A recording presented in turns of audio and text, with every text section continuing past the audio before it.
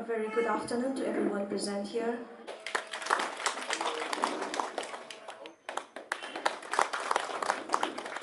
Pidunay kay kuna baucha na magitan jadu matang lausari.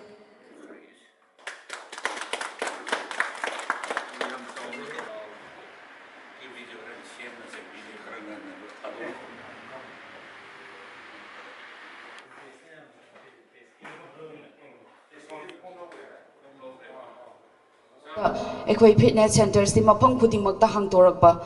ado akhoi ki jaga sidadi yamna kuina sangna akhoi gi kai haini leisu leiraktaba aduga arap da chatlaga sanaba chatpa kaidobada khoida khudong chadaba kaidobdaba mayam ama khoida su dum thengna kiba yauki haitare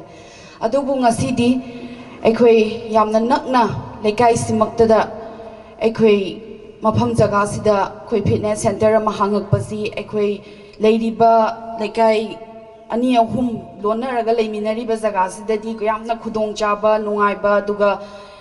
ningtamna haitare sanaba phangani haibagi nungaiba do adumbaki nungaiba yamna nungaiba ma poe ingonda aduna khoi isasu mafam da chatlubada numinini chatkani adum tokninga kane haidi adum chathok chasin jam talakpa haitare ko adubu mafam jaga sidadi na abanina akhoi seisida mafam sida hangbirakpa dukimatik ehanga thagatche aduga ngasi sigi wakhlonda Junction bira akanda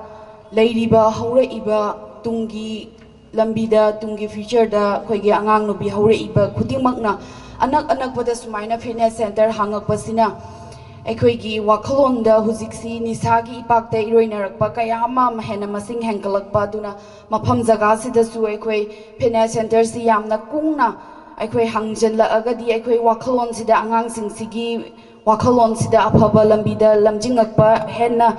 afaba purakani haibagi asa yamna chauna thamjei aduna mafam jaga sida su hangbiba ai che aikhoi si haidi yamna kuina su khangnabadi natri yamna nauna khangnajabane haitare haidi che se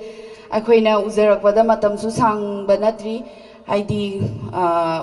yam kana kuidri mahak se iste leirakpase do aishu kuidri bhot mayai chanjala akande che se masa khangnabane adubu ngasi ichesna mafam jaga sida leira akanda ngasi shumaina ekhoigi wakhalon amada afaba wakhalonda nahasing afaba lambida yokhatnanaba honabada wakhalon amaga loinarakanda ngasi yamna thajadaba mawongda ngasi mafam jaga sida fitness center hangbirakpase sigidamakta su ehang nei chebu haidi thamoi nungdagi chetna thagatjaba hena thagatpa phongdokjari